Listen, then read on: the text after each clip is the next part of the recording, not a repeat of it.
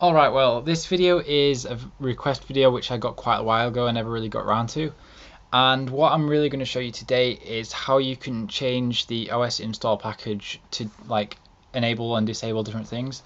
And for those who don't know, the OSInstall is basically what controls the Mac installation. And by editing it, what you can do is set less RAM limitations, remove board checks and stuff like that. And what I'm going to do in this video is show you how you can change the RAM requirements, how you can enable virtualization because there's a check for that, and also how you can remove the board ID checks.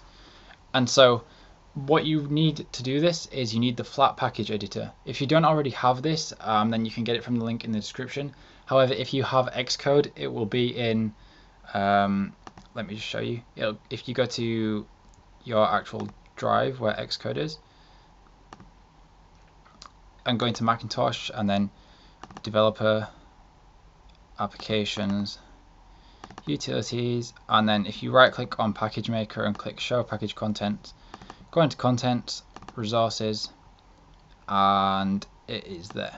So if you have Xcode, you already have it, but if you don't, you can get it from the link in the description. And so what you want to do first is you want to mount your installation disk or whatever it is that you get changing the package for. And up here you can see that I have the Mountain Lion Developer Preview 1. And so inside there you want to go into Packages and just drag out OSInstall.mpkg. Make sure you get mpkg and not just pkg. And once that's on your desktop, you want to open it with Flat Package Editor.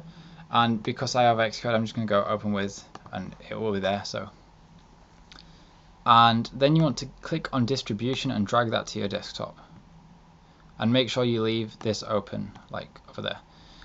And so what you should see now is a file called distribution on your desktop, and just right click it and open it with a text editor,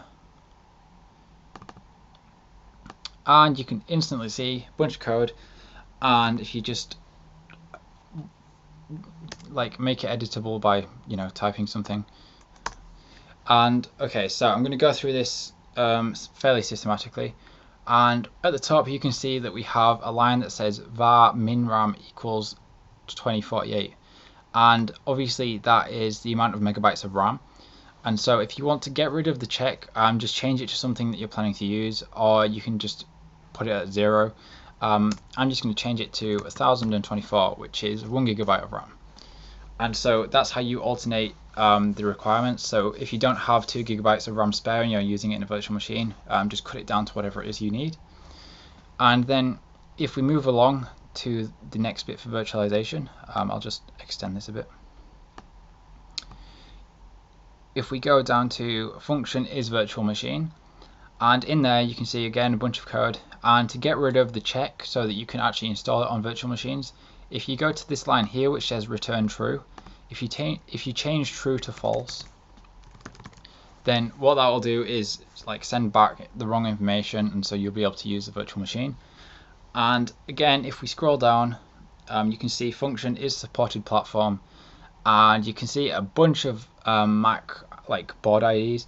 And if you want to get rid of that check, all you need to do is go down to here where it says return false and type in true. So to go back over that, if you want to change RAM, just change the number up here, and it's in megabytes, remember that, make sure you don't get confused with that.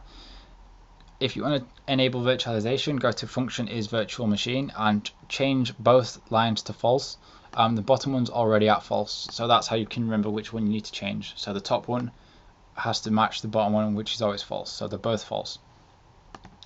And then for function is supported platform, just change the very bottom return to true. And what that will basically allow is maximum Hackintosh compatibility. So you can obviously change your RAM depending on how much your machine has.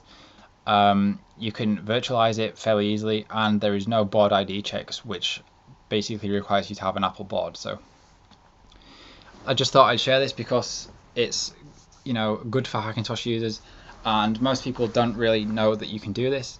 And obviously there's a bunch of other options as well, all these various things that you can go through, but there's no point explaining them to you if you don't know what they are. So, and yep, that's basically it. Remember, if you need to download the package editor, just go to the link in the description. And apart from that, remember to subscribe to my channel. There's going to be more stuff in future, and if you have any requests, just let me know because I'll do them. If you have any problems or questions or anything, just post them in the comments and I'll get back to you. And that's about it. Just one thing quickly is that once you've done this, you just need to go to File, Save, close it, and then just delete the original distribution from the package and then just drag it back in. So just like that, and then obviously save your package, and then you've got your edited OS install, and then you can just drag it back into where you got it from. So just put it back where you got it, like right at the start. And again, yeah, that's it. That's all there is to say. So thanks for watching. I hope this video was helpful. I tried to keep it as quick and simple as possible, even though it is quite complicated if you're not really sure what you're doing, but hopefully it was easy to follow. So again, thanks for watching, and remember to subscribe. Cheers. Bye.